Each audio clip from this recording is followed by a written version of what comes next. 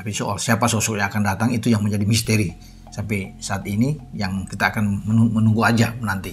Tapi PSSI harus ngebut, harus cepat. Kalau sudah Agustus ini kan agak ya ketar-ketir juga. Apakah mereka punya waktu yang pas? Ya, walaupun kita berpengalaman terakhir, Verdong itu bisa diurus dengan cepat tentunya. Itu kan suatu hal yang baik ya, termasuk dengan Tom Haye, Ragnar di sana. Tapi tidak boleh membiasakan mungkin hal ini bisa terjadi kalau sudah di injury time baru kita ngebut. Tapi memang tidak ada satu kendala lain karena harus ada kesepakatan bersama memang. Keseriusan di antara kedua belah pihak, baik dari si pemain yang akan kita ambil maupun dari PSSI sendiri tentunya akan terlibat dalam sebuah pembicaraan yang ada keseriusan di sini. Elkan Bagot ini menjadi perhatian khusus gue. Gue kemarin baca beritanya dan ada pertandingan yang gue akan mulai dari Elkan Bagot. Elkan Bagot ini agak sedikit unik, agak lain juga. Pelatihnya kemarin lagi ada friendly match ngelawan Shakhtar Donetsk. Dia main di Ipswich, di tim utamanya.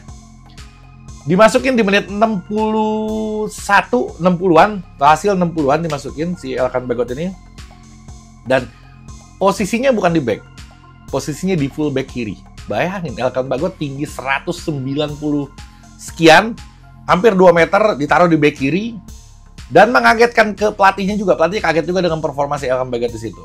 Larinya kenceng banget, dan dia berhasil mematahkan sayap kanannya. Gue catat namanya, hasil sayap kanannya itu dibikin kerepotan sama si Elkan Bagot, dan dia masuk menit 60, main sampai menit akhir, dan sepertinya Elkan Bagot ini akan bertahan di klub Ipswich Town. Saingan dia juga yang nggak keren-keren amat, dan gue ngelihat selain larinya yang kenceng, itu gerakan Elkan Bagot juga lebih luas, nggak kaku kayak sebelumnya, dan badannya gede banget. Gue nggak tahu ya, mungkin larinya kenceng itu karena massa ototnya itu menambah di badannya, jadi lebih enteng mungkin. Tapi yang menjadi catatan khusus itu adalah ketika nggak sampai kurun 1 tahun, itu pemain tuh bisa, kalau di Eropa ya, itu pemain tuh bisa berubahnya signifikan gitu. Elkan Bagot yang kita nilai sebelumnya agak kurus, tinggi, lambat, movementnya juga nggak bagus, larinya pelan, tapi tiba-tiba sekarang badannya gede banget, larinya kenceng, dan gerakannya itu lebih lembut gitu, lebih luasa, balik kanan kirinya itu lebih cepat gitu. Lu lihat highlightnya aja, lu lihat highlight di Ipswich, di YouTube juga banyak. Lu lihat permainan Elkan Bagot dan postur badannya, lu bakal kaget sendiri. Oke, jadi bagi gue nggak ada pilihan lain, nggak ada alasan lain untuk Sintayong tidak memanggil si Elkan Bagot untuk di round ketiga kualifikasi Piala Dunia. Oke. Tapi fondasi dari sepak bola kita ini sesungguhnya untuk mendunia itu sudah siap belum? Belum. Bung Toel menyatakan belum siap. Ya. Fondasi. Ya, fondasi. Ya, belum. Belum atau sangat belum? Sangat belum. Ya. Untuk global ya. Kalau untuk Asia aja. Untuk Asia. Ya. Ya, untuk belum. global tuh Piala Dunia, Tom. Ya. Kalau kan ada Piala Dunia, ada Asia. Ya. Belum Asia. Belum. Untuk AFF harusnya sudah. Ya. Karena tinggal Thailand yang kita gebuk. Iya. Tapi belum kebukti nih. Belum ketemu kan? Belum kebukti. Saya tunggu tuh kapan tuh kesempatan itu. Yang senior ya. Iya. Iya dong. Jangan sampai kita keok juga sama dia dengan segala yang ada sekarang. Iya. Sakit hati saya kalau sampai keok sama Thailand. Sama Vietnam lah, karena dulu dia memang pernah kita lampaui. Kalau sekarang kita lampaui lagi ya wajar. Tapi kalau Thailand, ya kan? Seumur umur ya? Seumur umur saya melek bola. Susah banget sih ngalahin negara ini satu ini. Ya sama, seumur umur. Gitu ya? Iya. Penasaran kan? Ya? Lahiran tahun 70-an. Kalau nggak mau support juga, yang penting jangan juga dong menghujat atau menghina dia. Ya, jangan sedikit-sedikit stay out. Ya, memang Sintayong nggak mungkin melatih Indonesia seumur hidup, nggak mungkin. Tapi untuk saat ini memang kita memerlukan Sintayong untuk terus menjalankan programnya, untuk mematangkan tim muda ini. Bahkan kita membutuhkan pelatih yang bisa membuat Indonesia bertahan dan bersaing di level Asia. Nah, untuk sementara pelatih itu adalah Sintayong, teman-teman. Jadi kita Sebelum lebih lanjut, jangan lupa klik tombol jempolnya, karena jempol kalian adalah bukti kalian cinta Timnas Indonesia.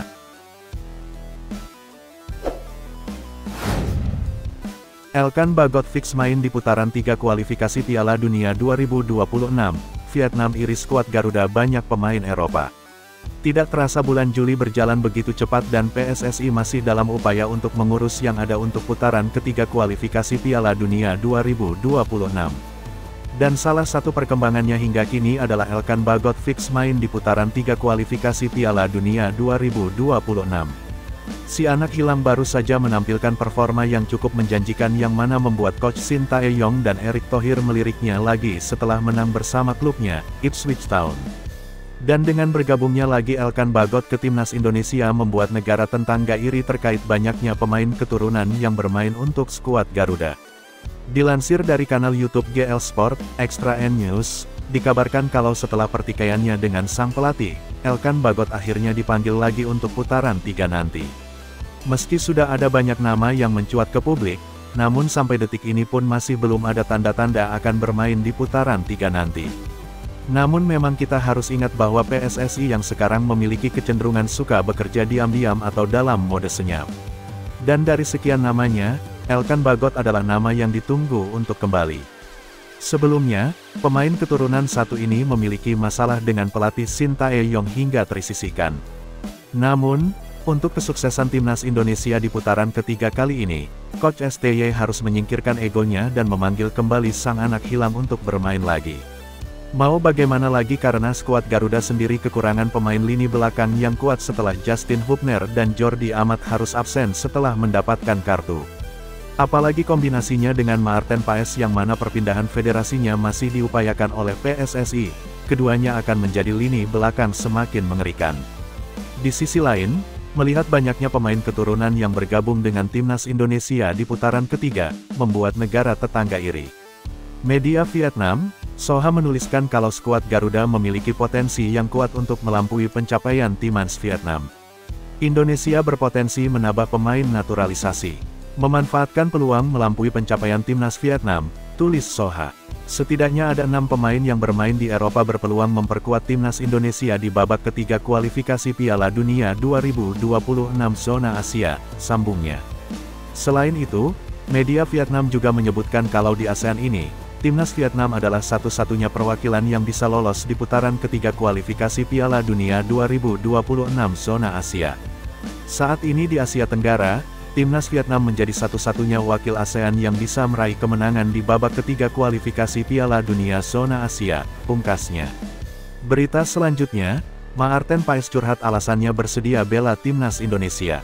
Maarten Paes menceritakan kisahnya saat akhirnya bersedia untuk membela Timnas Indonesia. Diceritakan Maarten Paes, ternyata rayuan maut dari supporter Timnas Indonesia selama 3 tahun yang meyakinkan keputusannya. Selain itu, dukungan yang luar biasa dari fans membuat dirinya bersedia untuk dinaturalisasi.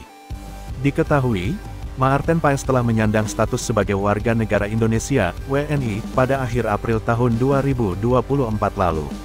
Namun hingga saat ini kiper FC Dallas tersebut belum dapat debut membela Timnas Indonesia karena masih terganjal aturan FIFA. Saat ini, Maarten Paes sedang menunggu sidang pengadilan arbitrase olahraga CAS untuk bisa membela Timnas Indonesia. Terlepas dari permasalahan tersebut, kini Maarten Paes menceritakan kisahnya akhirnya menerima pindah kewarganegaraan Indonesia. Dikatakan Maarten Paes, salah satu alasan dirinya bersedia membela Timnas Indonesia karena dukungan fans. Para fans Garuda memberi dukungan yang luar biasa dan merayunya selama 3 tahun dan membuatnya yakin membela Timnas Indonesia. Saya pikir mereka sangat bersemangat. Mereka, fans, sudah merayu saya selama 3 tahun, ungkap Maarten Paes dari laman resmi MLS, Rabu, tanggal 24 Juli tahun 2024. Saya juga ingin berpikir bahwa saya bermain bagus di lapangan. Saya tidak sabar untuk membalas mereka dengan beberapa penampilan bagus. Ini luar biasa, ya, saya tidak sabar untuk bermain untuk mereka. Saya melihat mereka mendukung saya dan klub FC Dallas. Tidak ada yang terjadi tanpa alasan, dan saya benar-benar merasa harus melakukan ini untuknya. Mereka sudah meminta saya selama 3 tahun dan tahun ini terasa seperti saat yang tepat, waktu yang tepat, ujar Maarten Paes. Maarten Paes pun berharap dirinya bisa membantu timnas Indonesia lolos Piala Dunia 2026. Apalagi ajang terbesar ini akan diadakan di Amerika Serikat, tempat di mana dirinya berkarir saat ini. Bagaimana jika saya akan bermain dalam pertandingan Piala Dunia di Dallas, misalnya, bersama Indonesia, kata Paes. Itu akan menjadi hal yang luar biasa, sambungnya. Meski begitu Maarten Paes hingga saat ini masih belum dapat membela timnas Indonesia. Pasalnya, Maarten Paes harus menunggu sidang pengadilan arbitrase olahraga CAS untuk bisa membela timnas Indonesia. Maarten Paes harus menempuh jalur tersebut karena pernah membela timnas Belanda U21 pada ajang kualifikasi Piala Eropa U21 2021 yang saat itu usianya sudah memasuki 22 tahun. Sementara berdasarkan regulasi FIFA, seorang pemain bisa berganti dan bermain untuk tim nasional lainnya jika berusia di bawah 21 tahun pada saat terakhir bermain baik itu tim junior ataupun senior di pertandingan resmi. Atas kasus tersebut membuat dirinya belum mendapat izin dari FIFA untuk pindah federasi. Sebelumnya, update sidang CAS Maarten Paes diungkapkan situs resmi Major Soccer League MLS. Dalam artikel tersebut, situs MLS memberikan informasi terbaru terkait status Maarten Paes.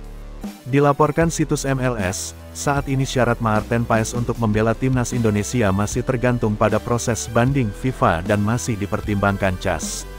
Peralihan untuk memenuhi syarat bermain dengan timnas Indonesia masih bergantung pada proses banding FIFA yang sedang dipertimbangkan CAS, tulis laporan resmi MLS, dikutip Rabu tanggal 24 Juli tahun 2024.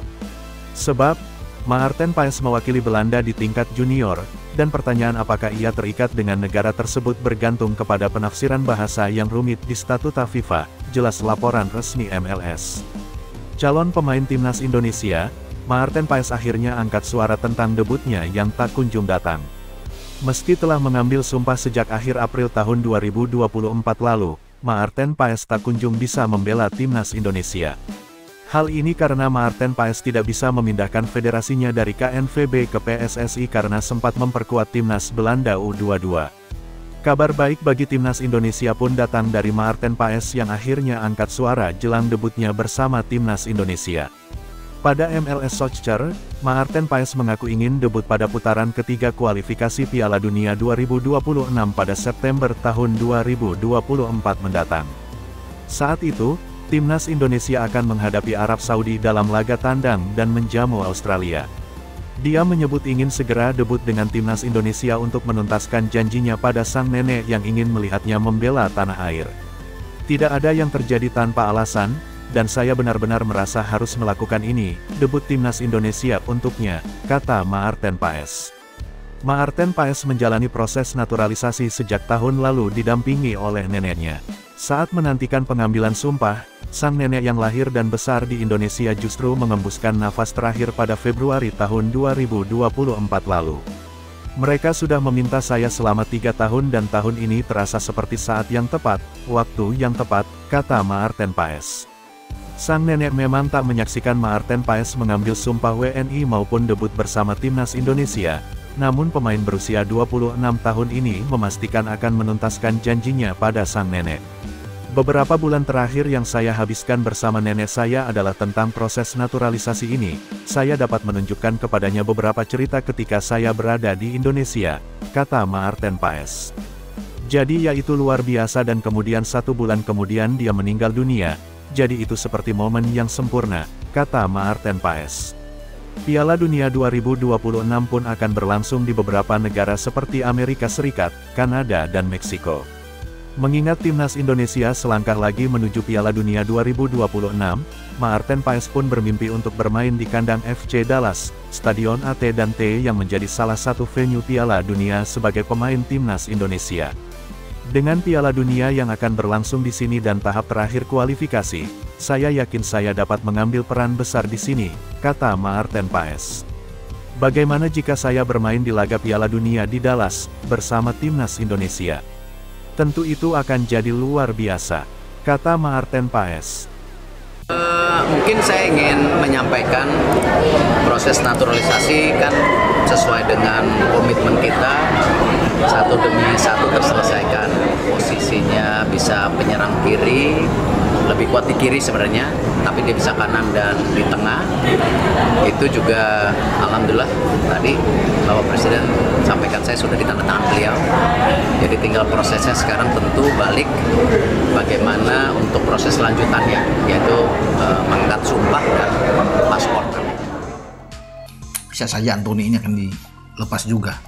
Di tim nasional Brasil juga dia bermasalah, ada juga kasus dia dengan KDRT ya, memukul kekasihnya.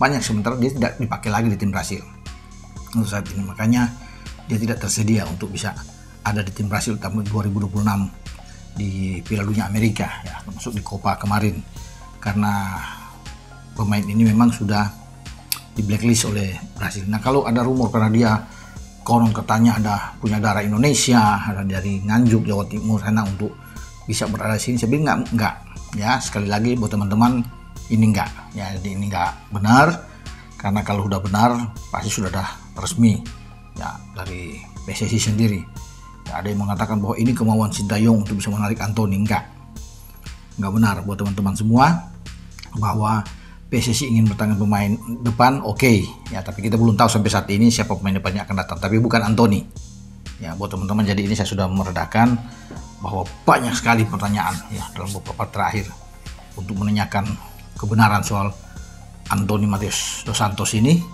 dan saya sudah mengklarifikasi lewat channel YouTube Bung Roban bahwa dia tidak akan mungkin untuk bisa bermain di tim nasional Indonesia. Tapi inilah teman-teman, kita sekarang harus melihat nanti progres dari Timnas Indonesia U19, dan saya harapkan teman-teman juga jangan ya istilah kerennya tuh over proud ya, atau merasa ya tim ini sekarang udah tim hebat. Enggak, ini baru permulaan, dan kita juga perlu memberikan trust kepada para pemain, kepada Indra Safri agar dia bisa membentuk tim ini menjadi tim yang solid, karena ya tujuan utamanya itu dia untuk bisa lolos ke Piala Dunia U20 yang ya untuk sementara ini tampaknya sulit, tapi ya saya pikir jika para pemain bisa bermain dengan energi seperti yang mereka tunjukkan, mereka tidak banyak membuat kesalahan, dan yang paling penting mental itu harus kuat, bos.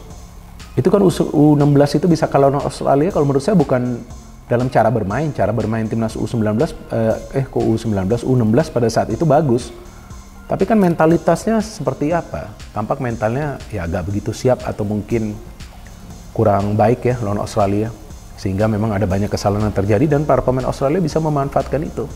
Gue ngelihat gini ya, gue ngelihat Indonesia ini keren juga loh. Kita bayangan kita sekarang, waduh bisa kak kita lolos Piala Dunia ya. Itu tuh nggak pernah terbayangkan sebelumnya kalimat itu, bahkan ngucap kalimat itu pun nggak pernah sebenarnya. Sekarang kita nih, kalau kita nggak lolos Piala Dunia, seakan-akan, waduh, kok kita nggak lolos nih? Kayaknya kita udah layak masuk ke sana gitu. Level kita udah di sana. Level kita udah setinggi itu keren banget. Itu mentalitas yang harus dibangun. Jangan sampai kita masih berjuang untuk Piala AFF. Kita udah harus ngobrolin ini Piala Dunia gitu, atau Piala Asia. Kalau Piala Asia kita udah di tangan, kita udah pasti main di Piala Asia. Dengan lolosnya kemarin ke fase grup round 3 ini, kita dipastikan masuk ke Piala Asia. Itu udah masuk gitu. Udah level ASEAN udah lewat, level Asia kita udah reguler masuk. Tinggal Piala Dunianya nih. Asia aja waktu itu kita ngehayal, seperti hayalan buat kita. Tapi kita bisa membuktikan kita bisa berada di sana bersaing dengan tim-tim yang kuat di sana. Sekarang Piala Dunia, ya sekarang kita masih ngehayal, tapi semua juga berawal dari hayalan. Gue yakin banget kalau timnas Indonesia itu suatu saat nanti, entah kapan waktunya, bisa jadi yang sekarang, bisa jadi yang akan datang. Tapi percayalah, insya Allah kalau kita akan berada di Piala Dunia, insya Allah. Belajar dari Spanyol nggak cuma ikut-ikut teriak ya kagum sama Lamine Yamal oke, Nico Williams oke, Rodri oke, itu sih normal. Tetapi yang saya mau petik adalah kita diingatkan gitu. Kalau mau maju itu adalah kita harus punya identitas, harus punya filosofi. Yang seperti dilakukan oleh Bilbao, punya filosofi. Con cantera. Jadi nggak import, dia bilang. Con cantera. Jadi ini sebuah peringatan. Sebelum lebih lanjut, jangan lupa klik tombol jempolnya, karena jempol kalian adalah bukti kalian cinta Timnas Indonesia. Rumor soal pemain yang akan menjadi target naturalisasi kian liar. Bak bola salju, beredar nama-nama pemain yang bakal segera diberi kewarganegaraan Indonesia dan diplot memperkuat timnas Indonesia. Salah satu nama yang belakangan santer dikabarkan bakal dinaturalisasi adalah Anthony Matheus dos Santos. Penggawa Manchester United ini menjadi nama mutakhir yang disebut menjadi target operasi senyap PSSI. Kabar soal Anthony ini pertama beredar di TikTok. Kemudian, kabar ini menyebar ke sejumlah medium lainnya, termasuk YouTube. Belakangan, juga ada media arus utama yang menulis soal rumor bakal merapatnya pemain yang kerap dijuluki El Gasing, karena gaya bermainnya yang berputar-putar tersebut, ke skuad Garuda. Dalam pantauan bola.net, terdapat sejumlah video soal Anthony, yang beredar di YouTube, Instagram, maupun TikTok, memotong video dari pengamat dan komentator sepak bola, Roni Pangemanan. Pengamat yang kerap disapa Ropan ini sendiri memang kerap membagikan informasi soal timnas dan proyek naturalisasi PSSI. Namun, akun-akun ini, secara arbitrer memotong video Ropan tersebut. Walhasil, informasi yang diberikan oleh mantan wartawan olahraga tersebut menjadi mislead dan keluar dari konteksnya. Dari penelusuran bola.net, klaim bahwa Anthony merupakan sosok keturunan Nganjuk tidak memiliki dasar. Pemain berusia 24 tahun tersebut justru memiliki darah Portugal. Darah Portugal Anthony mengalir dari kedua orang tuanya. Ibunya bernama Cremildra Prudencio Matheus. Sementara, ayahnya memiliki nama keluarga dos Santos. Kedua orang ini lahir di Brasil. Namun, kakek nenek Anthony dari ayah dan ibunya semua berasal dari Portugal. Mereka kemudian bermigrasi ke Brasil. Keluarga Anthony sendiri menetap di Inferninho, sebuah favela di pinggiran kota Osasco, Sao Paulo. Inferninho berarti neraka kecil. Ini cukup menggambarkan situasi di lingkungan masa kecil Anthony. Jadi, klaim bahwa Anthony memiliki keturunan Nganjuk sama sekali tidak berdasar. Selain itu, ada satu hal lagi yang membuat proses naturalisasi Anthony menjadi mustahil. Pemain bertinggi 174 cm ini sudah sempat memperkuat timnas Brasil. Bahkan, dalam penampilannya tersebut, ia sempat mencetak 2 gol bagi Selecao. Anthony terakhir kali membela Brasil dalam ajang resmi adalah di perempat final Piala Dunia 2022. Dalam laga kontra Kroasia, tanggal 9 Desember tahun 2022 tersebut, Brasil kalah dengan skor 3-5. Dalam laga tersebut, usia Anthony sudah lebih dari 22 tahun.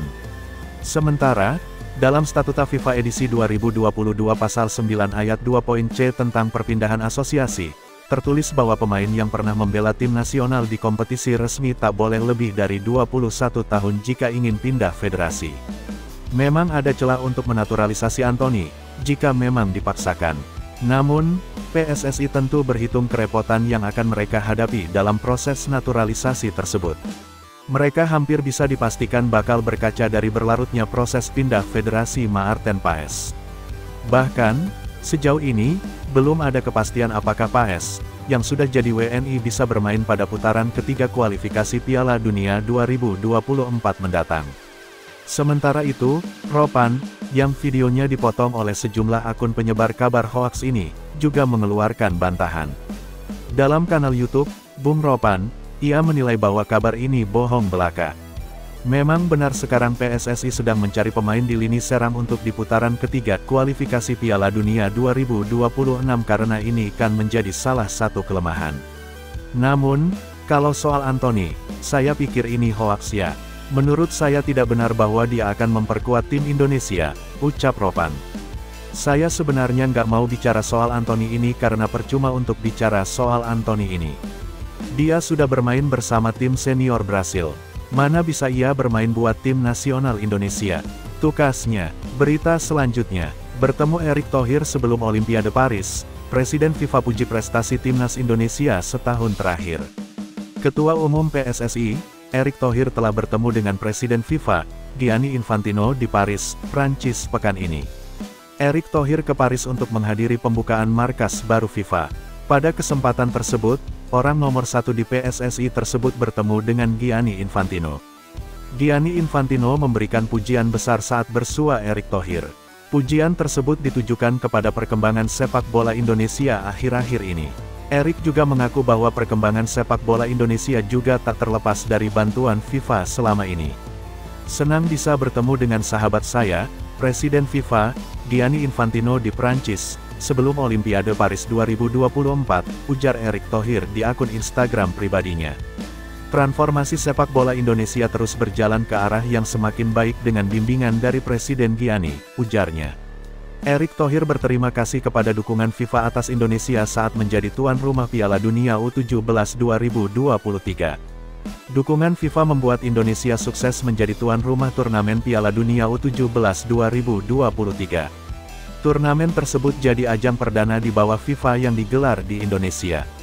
Dengan kepercayaan dan dukungan dari Presiden Gianni Infantino, ujar Erick Thohir. Indonesia berhasil menjadi tuan rumah FIFA U17 World Cup 2023. Ini menjadi turnamen level dunia pertama yang diadakan di Indonesia, ujarnya. Selain itu, Gianni Infantino juga mengirim pujian kepada pencapaian timnas Indonesia dalam setahun terakhir. Di level U23, timnas Indonesia berhasil menembus babak semifinal Piala Asia U23 2024. Di level senior, timnas Indonesia berhasil lolos ke babak 16 besar Piala Asia 2023. Selain itu, timnas Indonesia berhasil lolos ke ronde ketiga kualifikasi Piala Dunia 2026. Perjalanan tim Garuda bakal dimulai pada September tahun 2024 mendatang. Timnas Indonesia U23 juga berhasil mencatatkan sejarah dengan melaju ke semifinal Piala Asia U23 2024, ujar Erick Thohir. Di level senior timnas Indonesia juga berhasil melangkah ke babak kedua Piala Asia 2023 dan melaju ke ronde ketiga kualifikasi Piala Dunia 2026, katanya. Menurut Erick, semua pencapaian ini tidak akan terwujud tanpa dukungan Gianni Infantino selaku Presiden FIFA. Pencapaian ini tidak lepas dari perhatian dan dukungan luar biasa dari Presiden Gianni untuk sepak bola Indonesia, ujar Erick. Terima kasih Presiden Gianni yang selalu berusaha sepenuh hati untuk membuat sepak bola selalu dicintai di seluruh dunia, ujarnya.